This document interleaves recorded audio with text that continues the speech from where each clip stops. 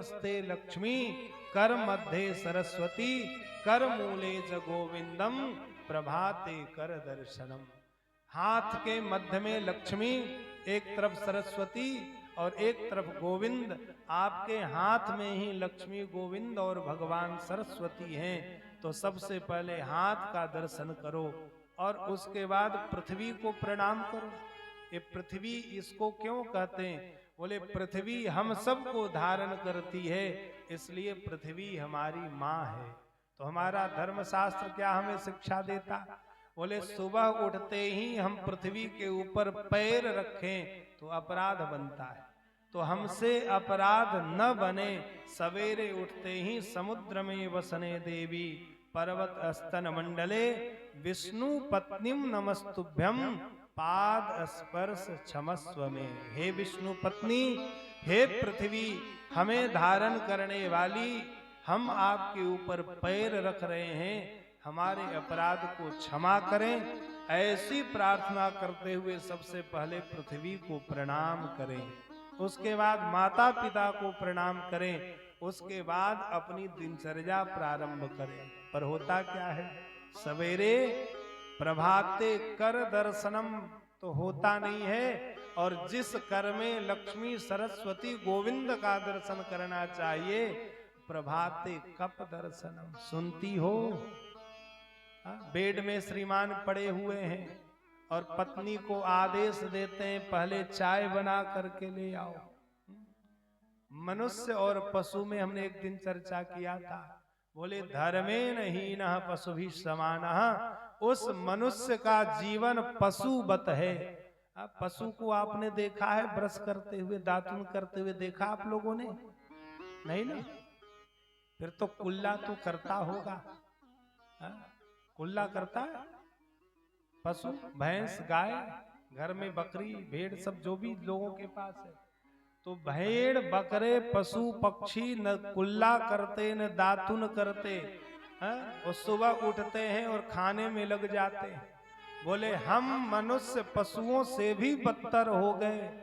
मनुष्य को करना क्या चाहिए? बोले सुबह उठ करके पहले स्नान करो, भगवान की उपासना करो, उसके बाद जो है चाय पियो, पानी पियो, नाश्ता करो। पर आज का मनुष्य तो पशु से भी बदतर हो गया।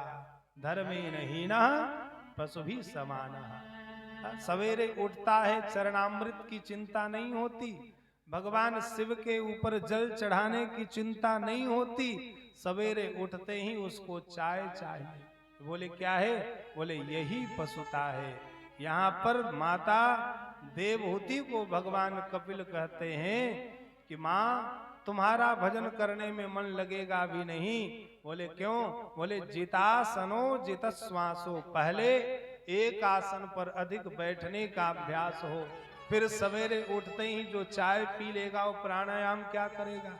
खाली पेट में चाय पीना ये बीमारी का घर। आजकल हर व्यक्ति को एसिडिटी है, लोग बोलते गैस बनती है। एक वैद्य जयपुर में थे, उन्होंने कहा महाराज सवेरे उठ करके व्यक्ति विष खाता है, बोले चाय ही नहीं पीता, चाय के साथ वो बिस्कुट। ये क्या है? बिस्कुट क्या है? सवेरे उठते ही जो जिसमें कूट कूट करके विष भरा हुआ है, पता नहीं किस मूर्ख ने उसका नाम बिस्कुट रखा, और सही रखा। बोले सवेरे उठते ही वैष्णव और मनुष्य को चाहिए भगवान का चरणामृत ले। बोले चरणामृत नहीं लेता, विष खाता है और विष को ही पीता है। तो सबसे पहले चाय पीना छोड़ो, भगवान की उपासना करो। जित संगो, भजन करने के लिए स्थिति अनुकूल होनी चाहिए। तो जिस घर में राजनीति की चर्चा हो, धर्म की चर्चा न हो, तो वहां भजन नहीं हो सकता। तो यहाँ पर कपिल देव अपनी माँ को उपदेश देते हैं और कहा माँ तुम्हें एक काम करना है, सवेरे उठो और स्नान इत्यादि कर्म से निवृत्त हो करके अपने चित्त को गोविंद के चरणों में लगाना है। बड़ी मुश्किल बात है। कभी देखना ध्यान लगाकर, ध्यान लगेगा नहीं। क्यों नहीं लगेगा? बोले ध्यान विक्षेप सामग्रियां हम लोगों के पास ज्यादा है। हम अपनी बात कहते, आपकी बात नहीं। हमारी भी माला लेके जपते हैं, उसी समय कोई फोन आता है, उसी समय ध्यान बट जाता है। तो जो ध्यान में विक्षेप वाली वस्तु हो उसको भी दूर कर देना चाहिए। और माता को बड़ा सुंदर कपिल देव जी ने उपदेश दिया, उन्हें आत्मज्ञान हुआ और माता को उपदेश दे करके भगवान कपिल महाराज उत्तर दिशा की ओर चल पड़ते हैं, जहां पे गंगा, जहां जिस स्थान पर समुद्र में गंगा मिली है, गंगा और सागर के मिलन स्थान जो वर्तमान में भारत के बंगाल प्रदेश में है, जहां पे गंगा में, जहां समुद्र में गंगा मिली है, उस स्थान का नाम गंगा सागर है। बोले कपिल देव भगवान की जय।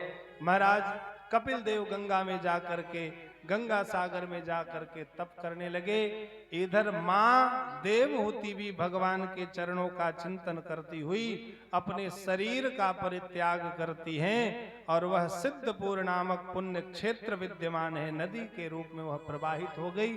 जब से चाय चले एक भजन गा दीजिए। भजन कर मस्त जवानी में बुढ़ापा किसने देखा है। माता से कपिल देवहूति से माँ कपिल देव कहते हैं, माँ भजन करने के लिए लोग प्रतीक्षा करते हैं कि मैं बूढ़ा हो जाऊंगा तब भजन करूंगा, पर संत कहते हैं भजन करने के लिए बुढ़ापे की नहीं बचपन की जरूरत है। इसलिए भजन करना हो, स्वाध्याय करना हो, तब तपस्या करना हो, त्याग करना हो तो वृद्धापन में त्याग तपस्या नहीं कर सकते। त्याग तपस्या भगवान का भजन स्मरण तो जवानी में ही कर सकते हैं।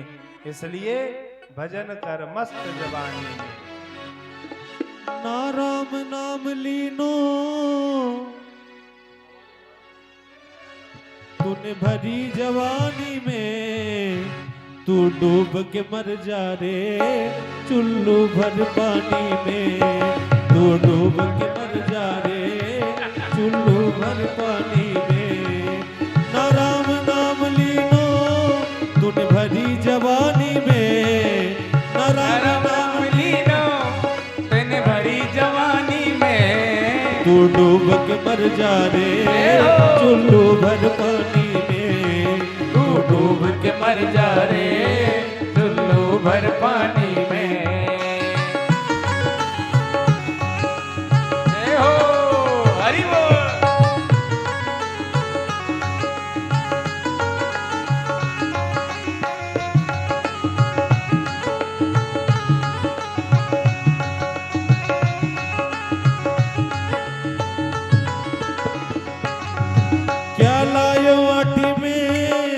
मिल जाएगो माटी में, क्या लायो आटी में, मिल जाएगो माटी में, एक दिन काया तेरी मिल जाएगी काठी में। एक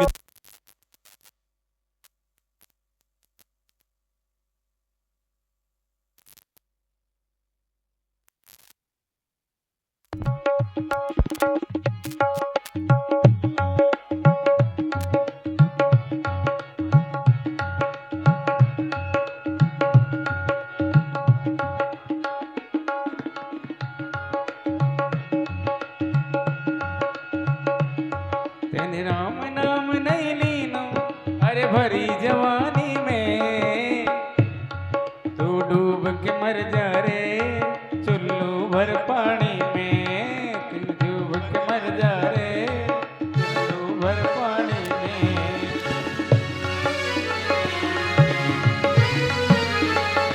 जय हो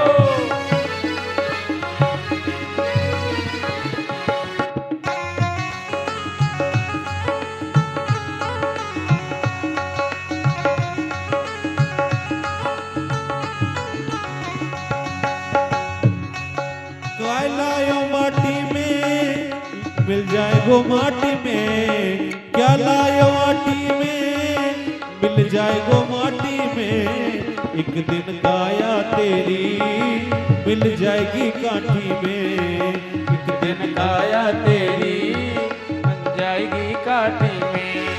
पानी का बबूला है मिल जाएगो पानी में। पानी कब बुला है मिल जाएगो पानी में। तू डूब के मर जा रे चुल्लू भर पानी में। तू डूब के मर जा रे चुल्लू भर पानी में। ना राम नाम लीनो तूने भरी जवानी में। ना राम नाम लीनो तूने भरी जवानी में। तू डूब के मर जा रे चुल्लू भर पानी में। तू डूब के मर जा रे चुल्लू भर पानी में।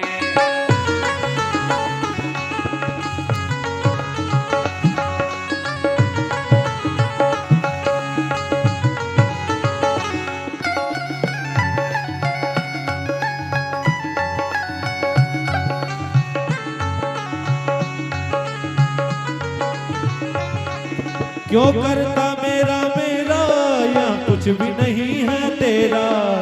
क्यों करता मेरा मेरा या कुछ भी नहीं है तेरा।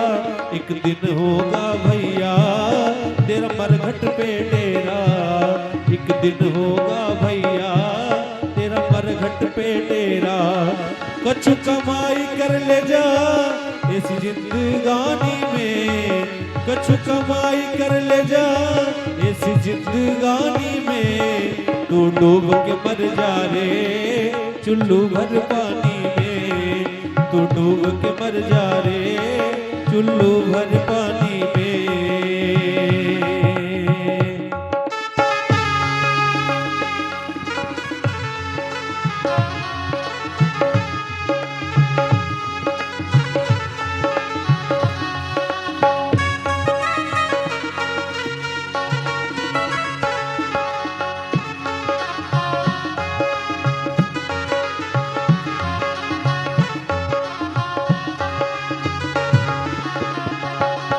क्यों करता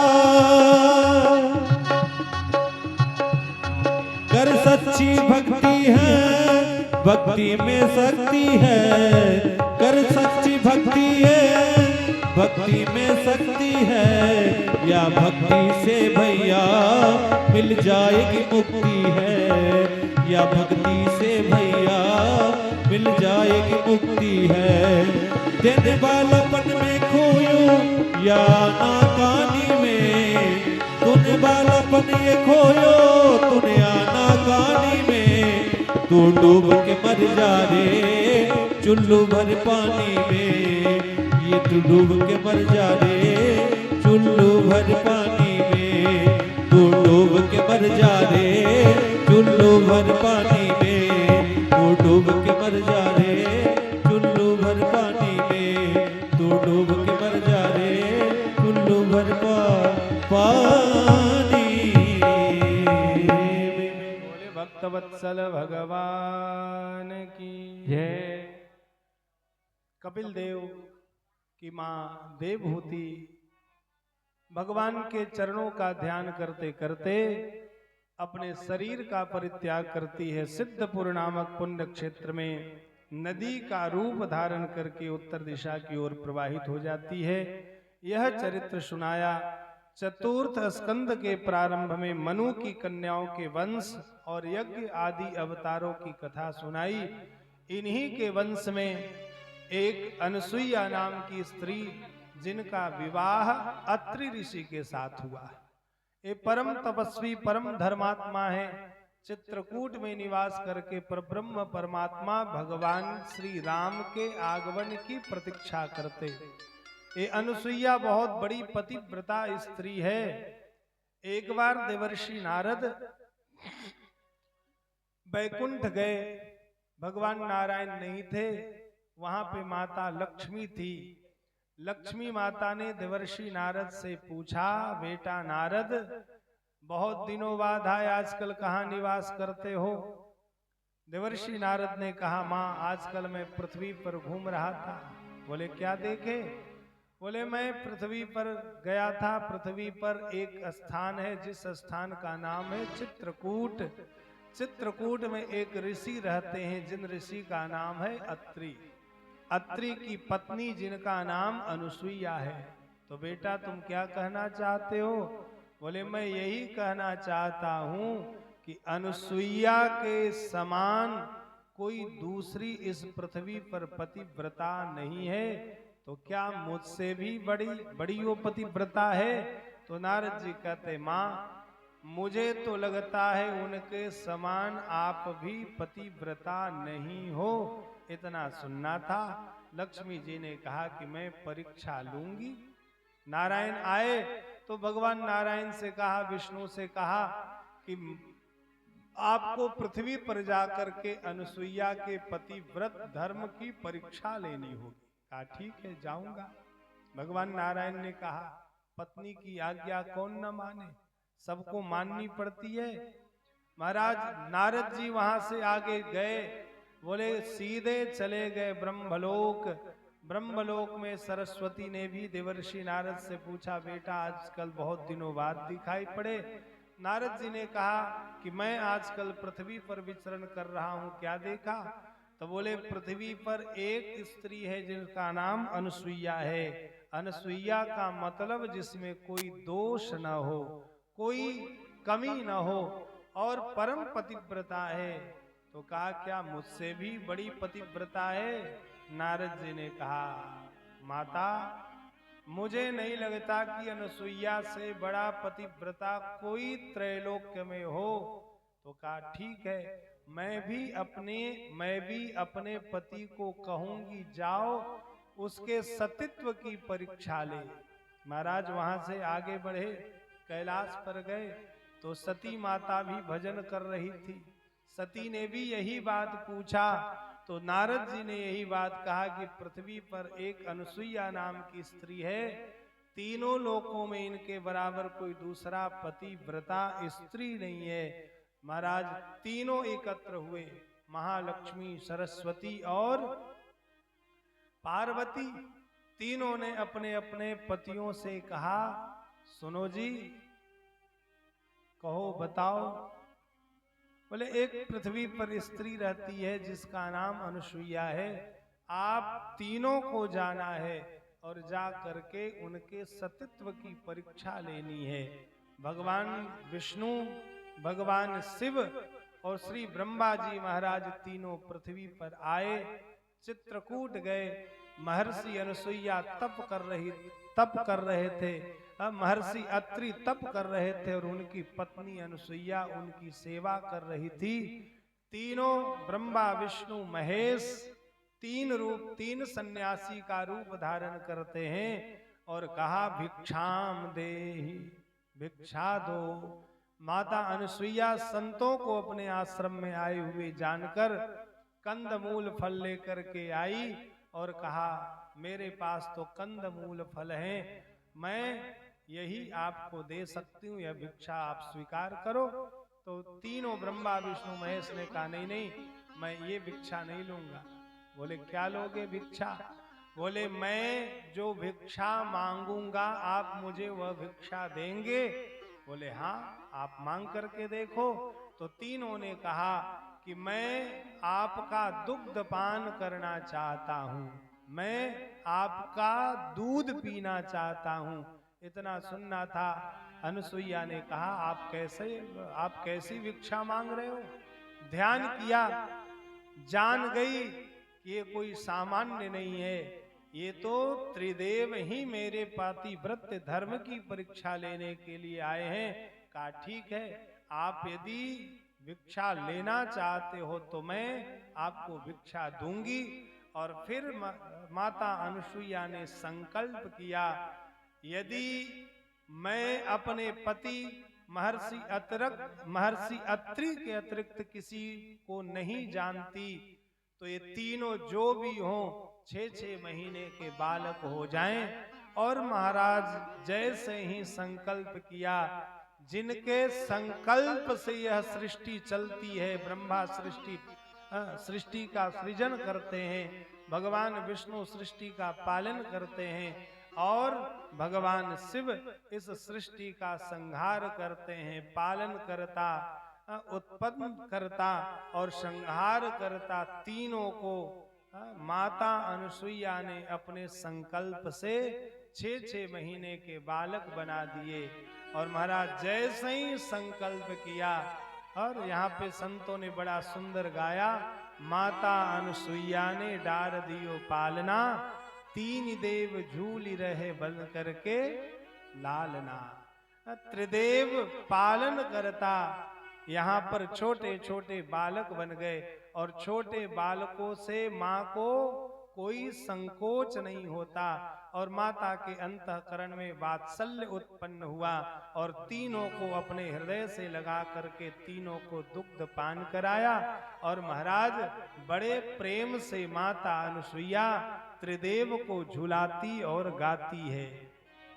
माता अनुसुईया ने डाल दियो पालना, माता अनुसुईया ने डाल दियो पालना, झूल रहे तीन देव बन करके लालना, झूल रहे तीनों देव बन करके लालना।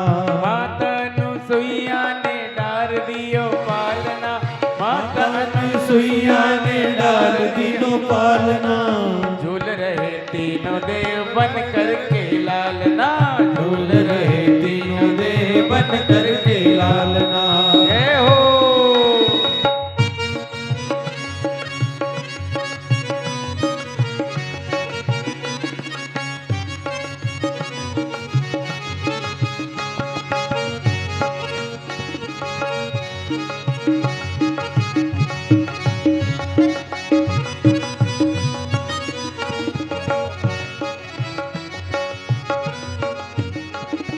ब्रह्मा भी झूल रहे, विष्णु भी झूल रहे, ब्रह्मा भी झूल रहे, विष्णु भी झूल रहे, मैया झूला रही है, शंकर भी झूल रहे, मैया झूला रही, शंकर भी झूल। अरे कौन करे मैया के भाग की सराहना, कौन करे मैया के भाग की सराहना। झूल रहे तीनों देव बन करके लालना, झूल रहे तीनों देव बन करके लालना। जय हो।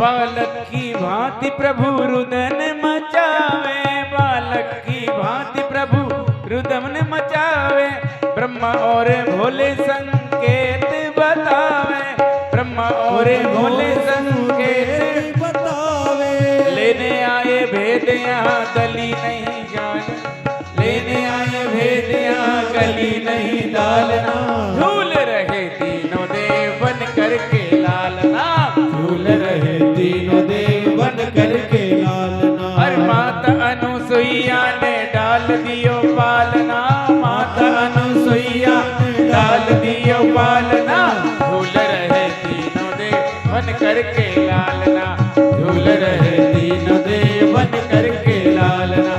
जय हो।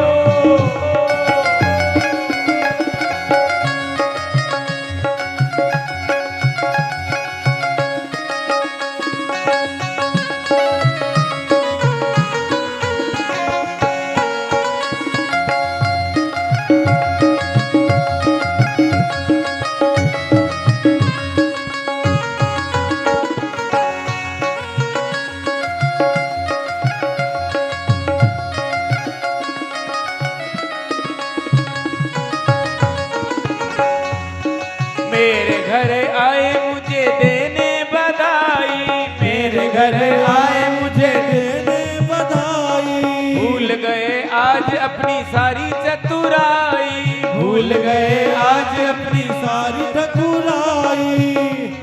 अरे भारत की नारियों से आज पड़ा पालना, भारत की नारियों से आज पला पालना। झूल रहे तीनों देव बन करके लालना, झूल रहे तीनों देव बन करके लालना। माता अनुसुईया ने डाल दियो पालना, माता अनुसुईया ने डाल दिनों पालना, झूल रहे तीनों देव बन करके लालना, झूल रहे तीनों देव बन करके लालना। माता अनुसुईया ने डाल दियो पालना, माता अनुसुईया ने डाल दिनों पालना, झूल रहे तीनों देव बन करके लालना, झूल रहे तीनों देव बन करके लालना। बोल बाल कृष्ण भगवान की।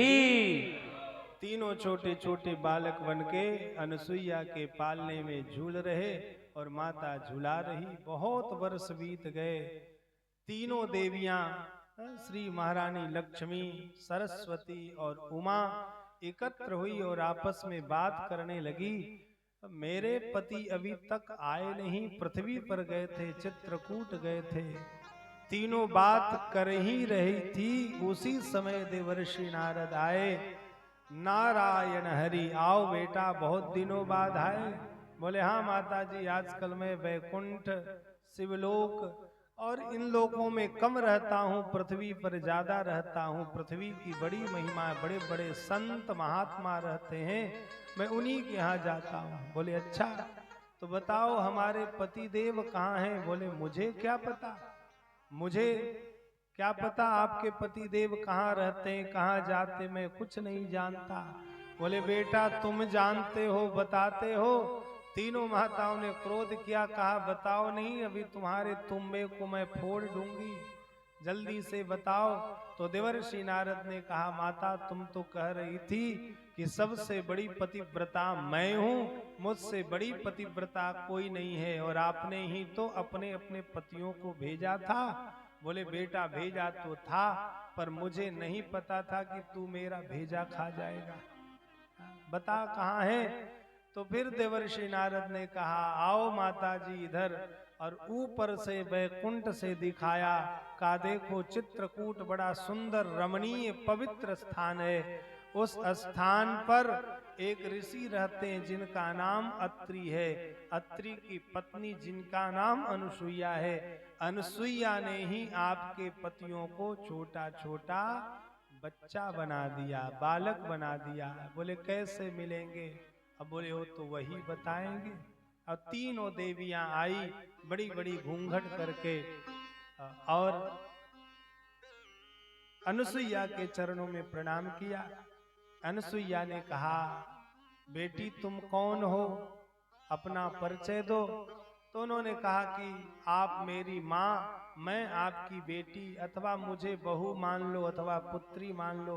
बोले क्यों आई हो? बोले मैं अपने पतियों को आपसे वापस लेने आई हूँ। और तीनों ने देखा कि आज मोरा बालक बालमा, मोरे बालमा मोरे पति आज छोटे छोटे 6-6 महीने के बने हैं और ऊधम कर रहे हैं। बोले बेटी मैं ऐसे तो नहीं दे सकती, मेरे बेटे कुछ बड़े हो जाएंगे, फिर मैं इनके साथ में तुम्हारा विवाह करूंगी, तब तुम इन्हें ले जाना। तीनों देवियों ने बड़ी सेवा की, इतनी सेवा की, कहते ना गुरु शुश्रूषया विद्या, सेवा में इतनी शक्ति है कि सेवा के प्रभाव से भगवान भी पिघल जाते हैं, और सेवा करने से गुरु इतने प्रसन्न हो जाते हैं कि शिष्य को सब कुछ दे देते हैं। इतनी सेवा की।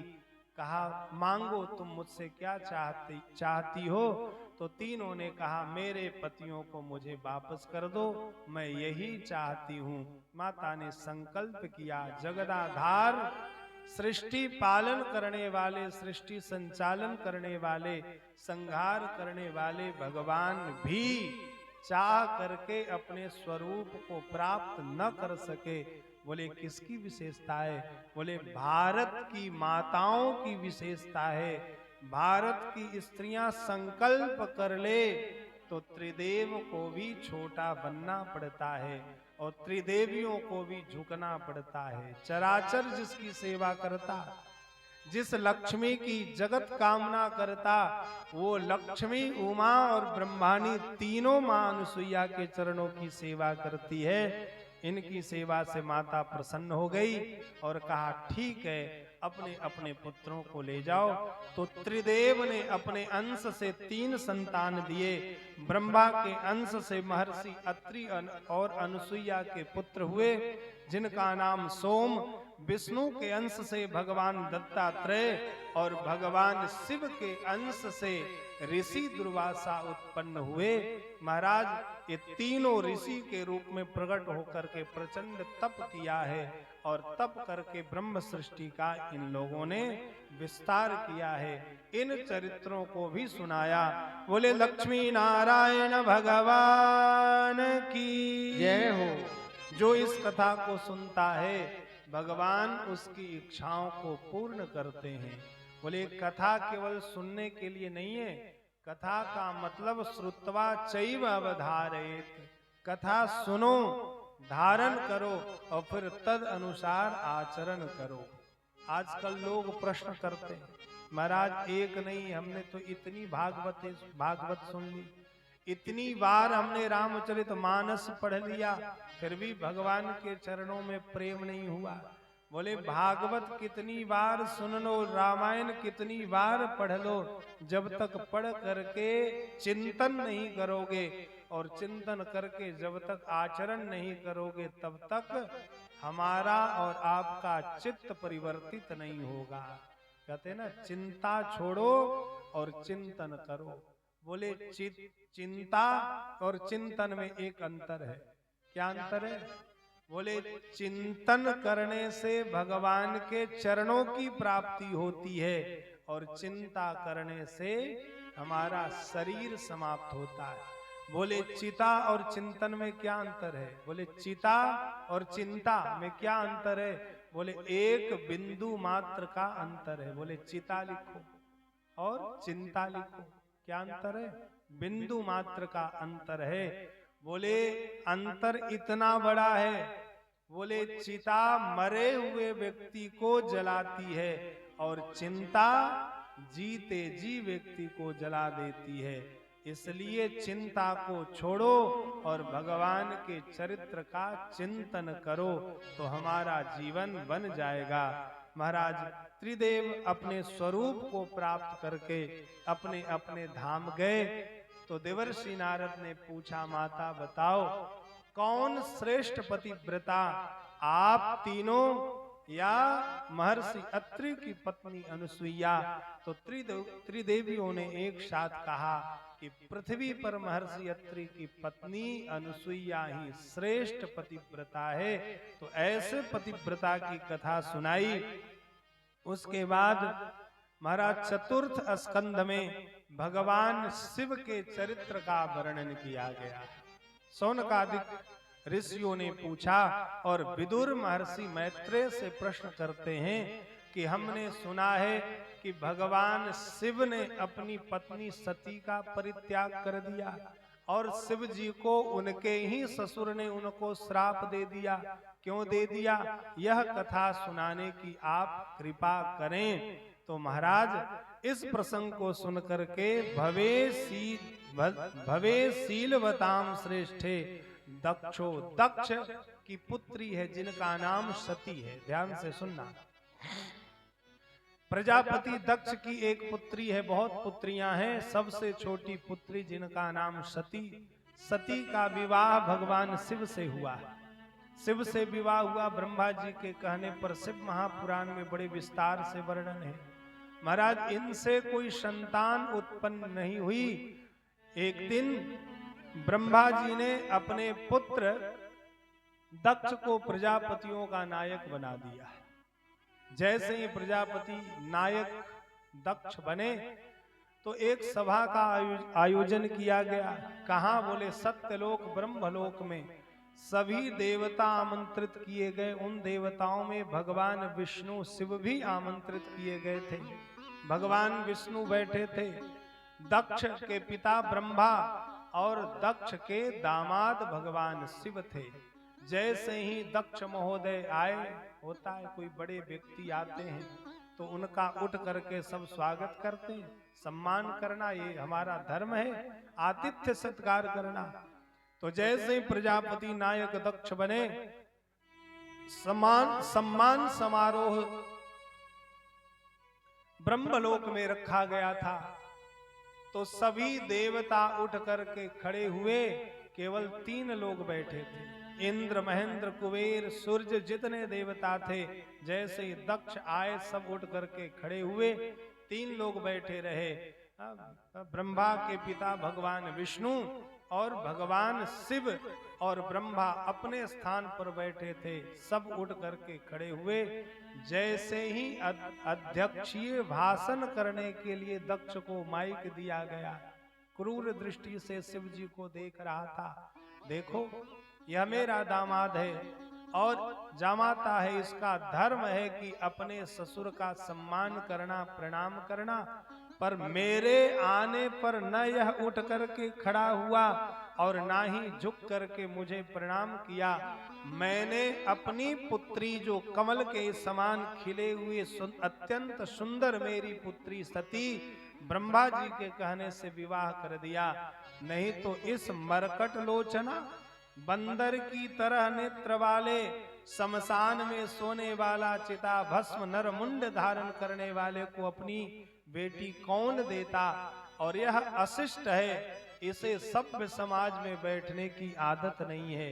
इस देखो, मेरे आने पर मुझे न प्रणाम किया, न मेरा स्वागत किया।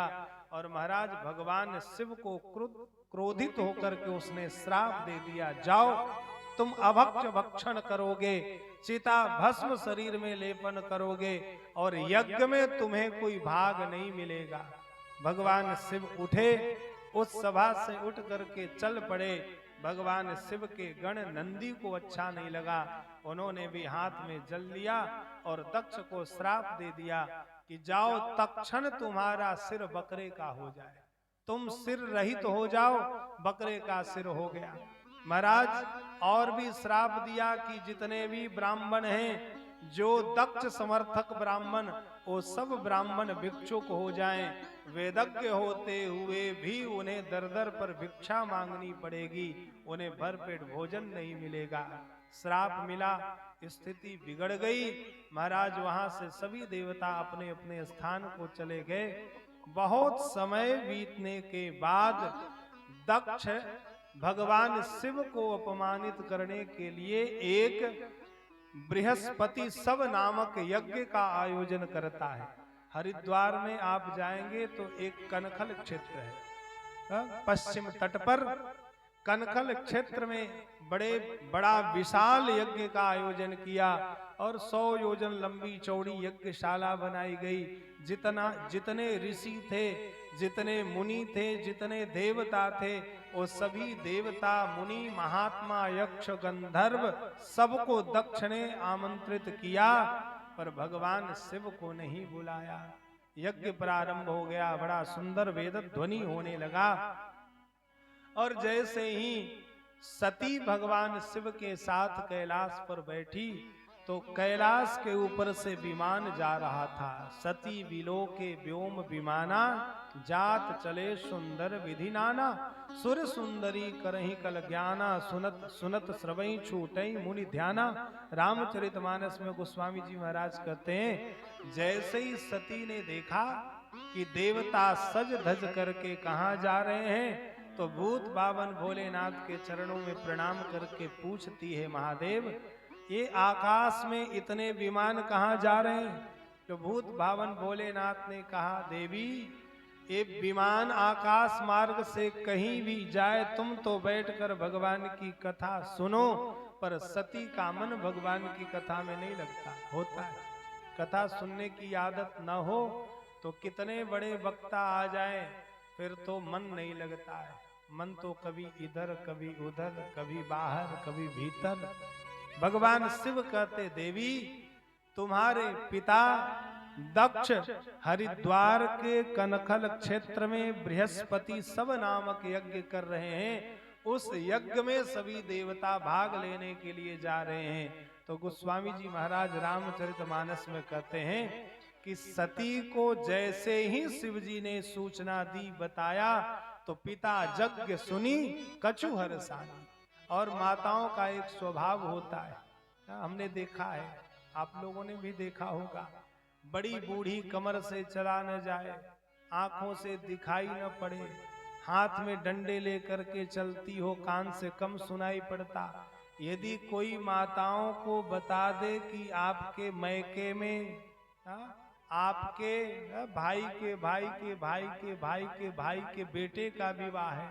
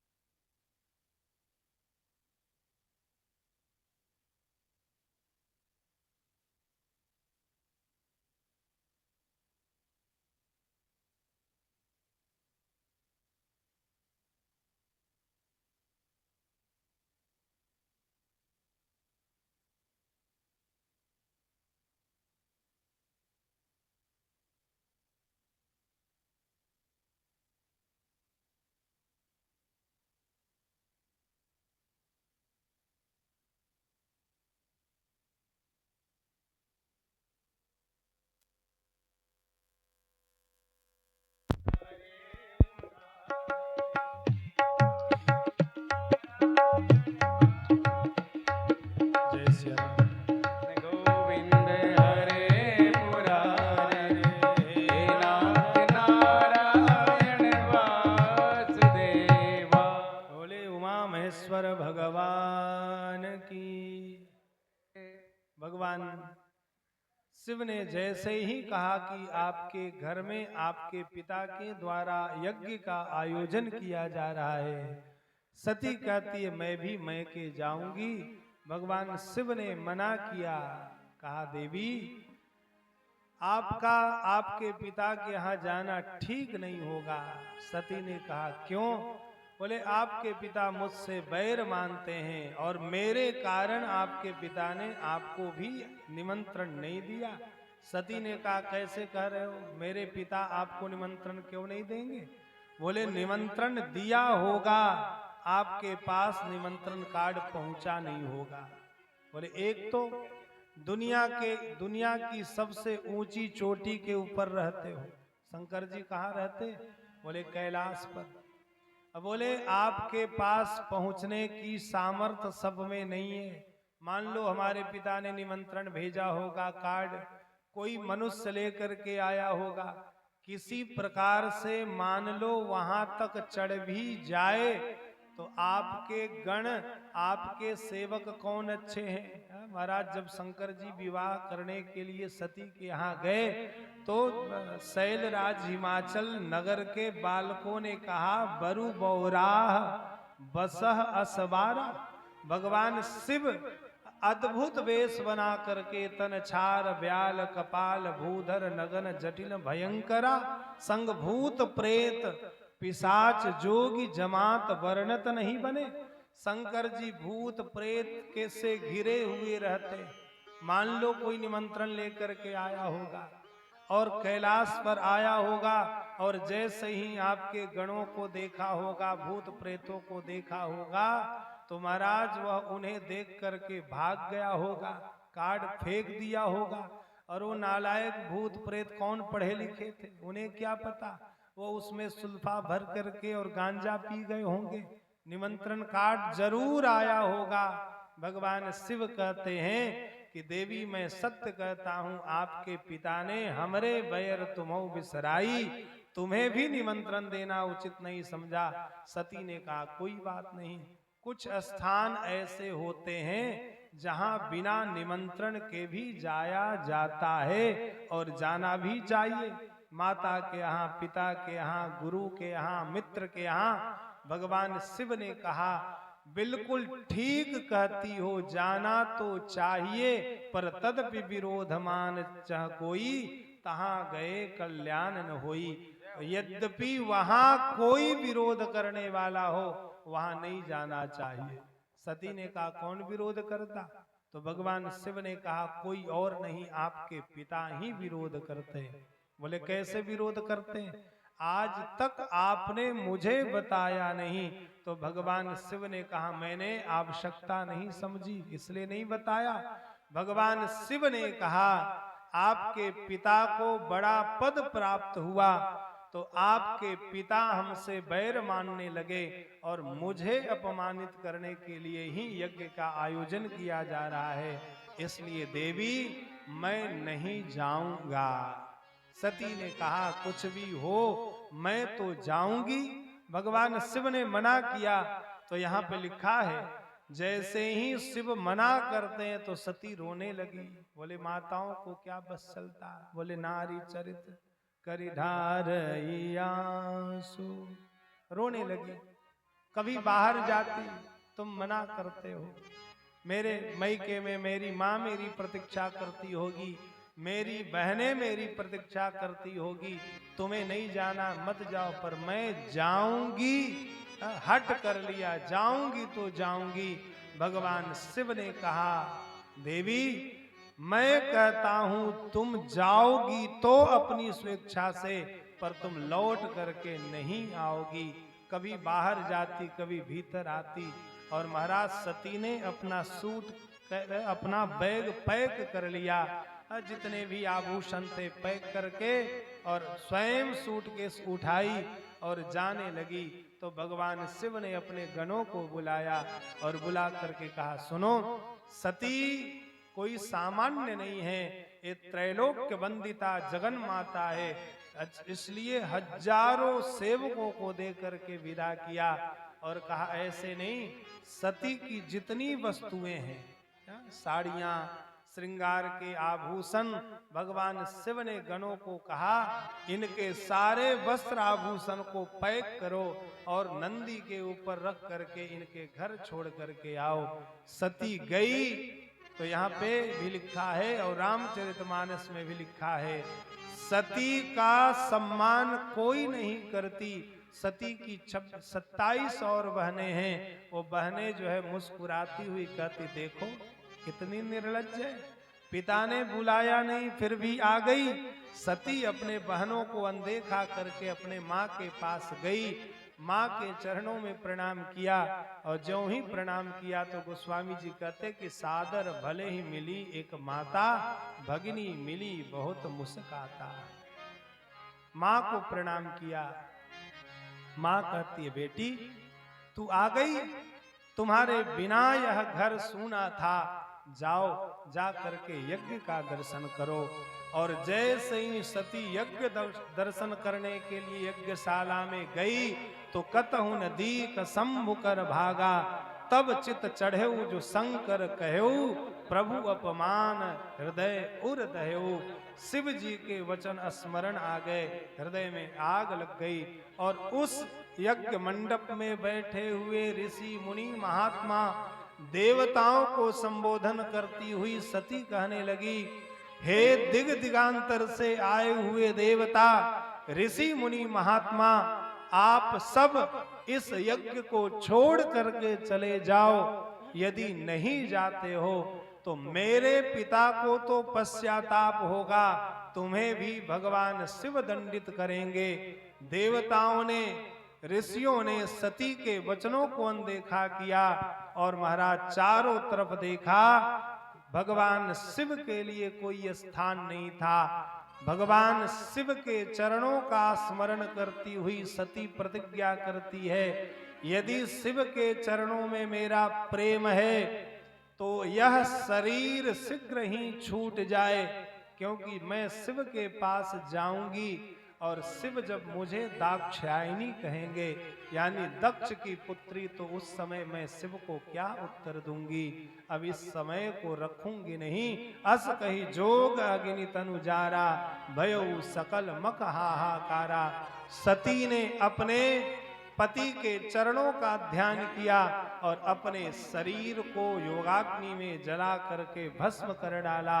भगवान शिव के गण यज्ञ को नष्ट करने लगे। भृगु जी ने यज्ञ की रक्षा की।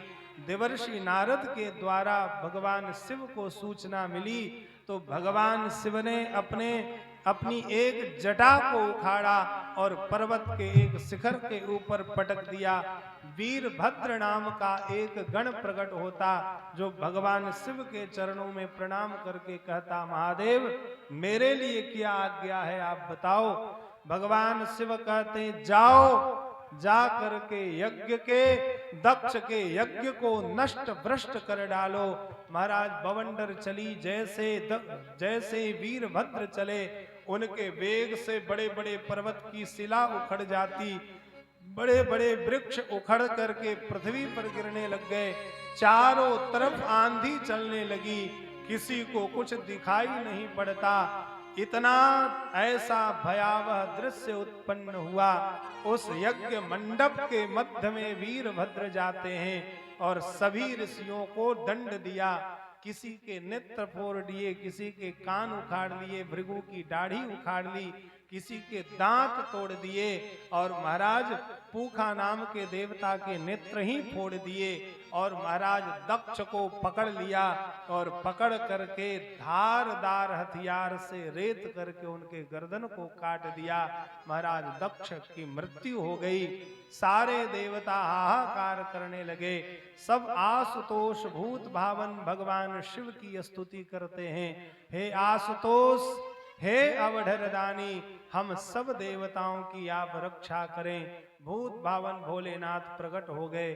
भगवान विष्णु ने, ब्रह्मा जी ने स्तुति की है और कहा, महादेव इस यज्ञ को आप पूर्ण करें। यज्ञ का उद्देश्य क्या होता है?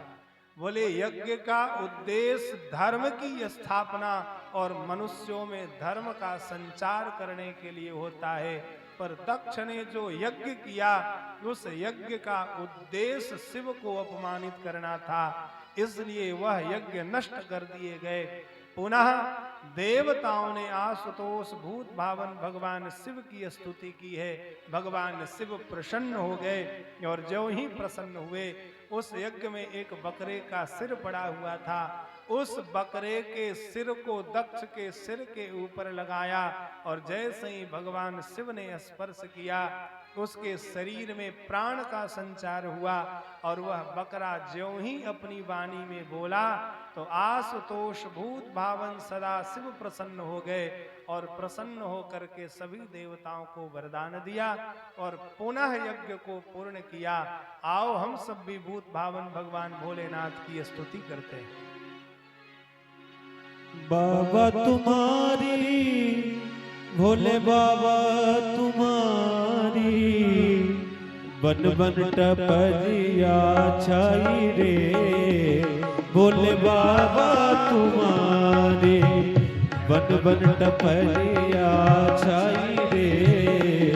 भोले बाबा तुम्हारी, बाबा तुम्हारी, भोले बाबा तुम्हारी, बाबा तुम्हारी, भोले बाबा तुम्हारी, बाबा तुम्हारी, भोले बाबा तुम्हारी, बाबा तुम्हारी, भोले बाबा तुम्हारी, बन बन टपरिया छाई रे।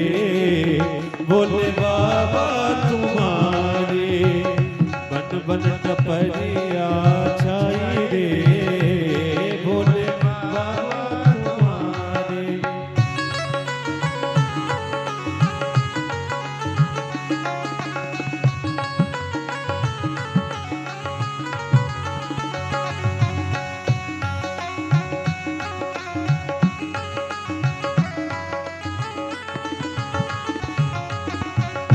आदि टपरिया में बिच्छू ततैया, आदि टपरिया में बिच्छू ततैया, आदि टपरिया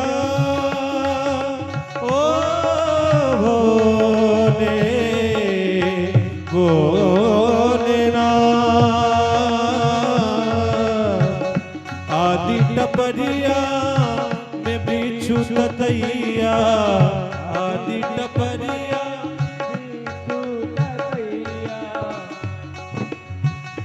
आदि में नाग लपटाई रे भोले बाबा तुम्हारे। आदि में नाग लपटाई रे भोले बाबा तुम्हारे।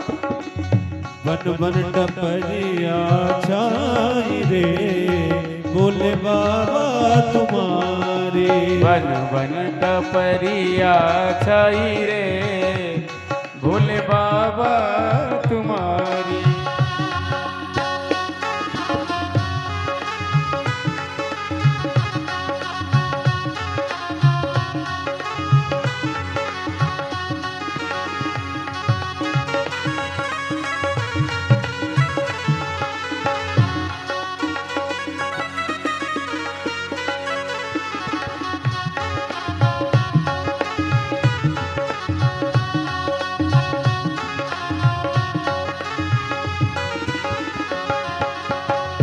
आदि टपरिया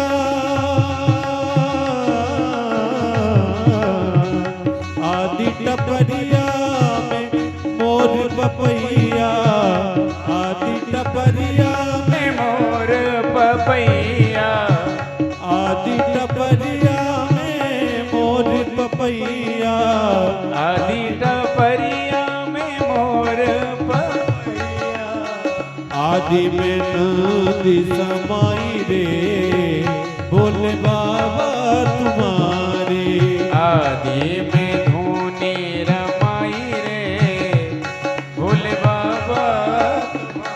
ओ बन बन टपरिया छाई रे भोले बाबा तुम्हारे। बन टपरिया छाई रे भोले बाबा तुम्हारी।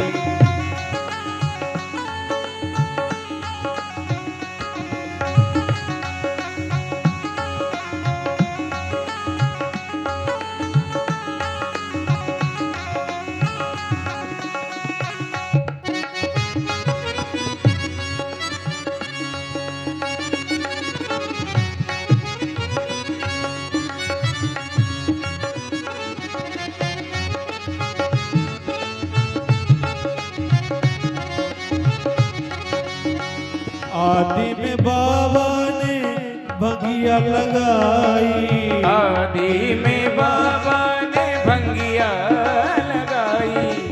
आदि में बाबा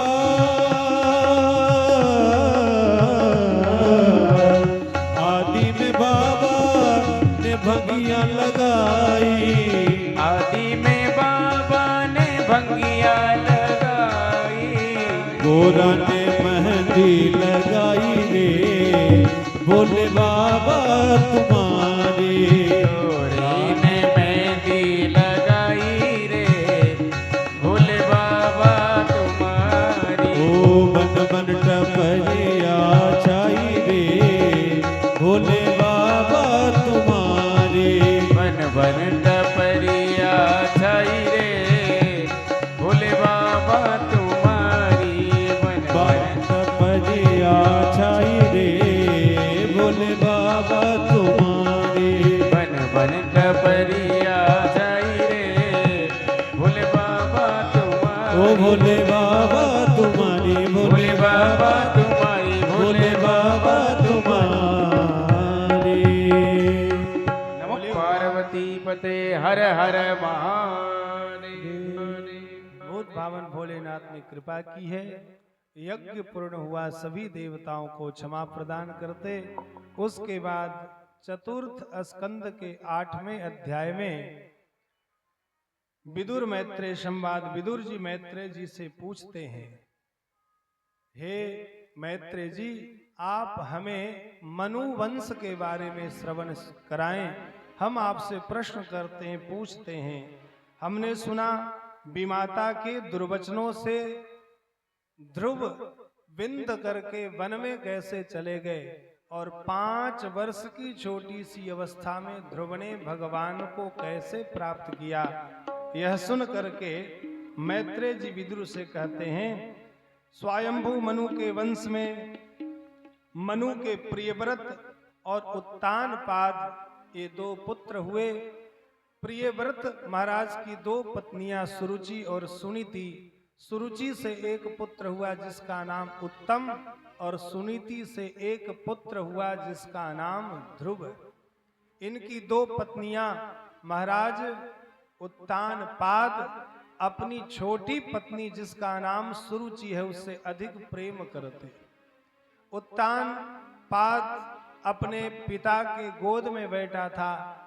ध्रुव भी अपने मित्रों के साथ खेलते खेलते अपने पिता के गोद में बैठने का प्रयास किया। उसी समय इसकी विमाता आ गई जिसका नाम सुरुचि था। सुरुचि का मतलब जिसकी इच्छाएं सुंदर हो उसे सुरुचि कहते हैं। और जैसे ही वह बैठने ध्रुव को पिता के गोद में बैठते हुए सौतेली मां